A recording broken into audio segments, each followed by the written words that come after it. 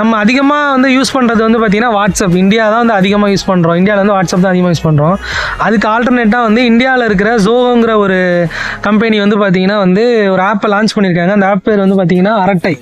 அரட்டை. ஆமாம், அந்த ஆப் வந்து பார்த்தீங்கன்னா இப்போ ரீசெண்டாக தான் பண்ணியிருக்காங்க. ஒரு 3000 டவுன்லோட்ஸ் இருந்திருக்கு. இப்போ ரீசெண்டாக ஒரு 3 days மட்டும் பார்த்தீங்கன்னா 3,50,000. ஆமா, நான் கூட பார்த்தேன். பிஎம் வந்து இதெல்லாம் சப்போர்ட் பண்ணுங்க அப்படின்னு சொல்லி போட்டிருந்தாரு. அவரே ஒரு இதுலயோ பேசியிருந்திருக்காரு. அதையுமே வந்து நாங்கள் இன்டர்நெட்ல பார்த்தோம். ஆக்சுவலா இதுல ஒரு நல்ல விஷயம் என்னன்னா, இப்ப நிறைய கண்ட்ரில வந்து வாட்ஸ்அப் இருக்குன்னா வாட்ஸ்அப் வந்து யூஎஸ் கம்பெனி. ஸோ வாட்ஸ்அப் ஏதோ ஒன்று நமக்கும் அவங்களுக்கும் ப்ராப்ளம். இப்போ வந்து நேபாளில் வந்து எல்லா சோசியல் மீடியாவையும் வந்து அதனாலதான் நேபாளில் பிரச்சனையானது. நிறைய பேருக்கு அது தெரியாது, எதனால நேபாளில் ப்ராப்ளம்னு தெரியாது.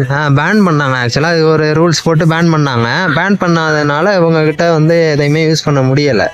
இதுவே இப்போ வாட்ஸ்அப் தான் நம்மள்ட்ட இருக்குது. நம்மள்ட்ட லோக்கல் ஆப் எதுவுமே இல்லை. இப்போ வாட்ஸ்அப் வந்து ஏதோ ஒரு காரணத்தினால பேன் பண்ணிட்டாங்கன்னா நம்ம அதை யூஸ் பண்ணி பழகிட்டோம், நமக்கு ரொம்ப கஷ்டமாக இருக்கும். இதுவே இந்தியாவில் கிரியேட் பண்ண ஒரு ஆப் இருந்துச்சுன்னா நமக்கு ஈஸியாக இருக்கும்ல.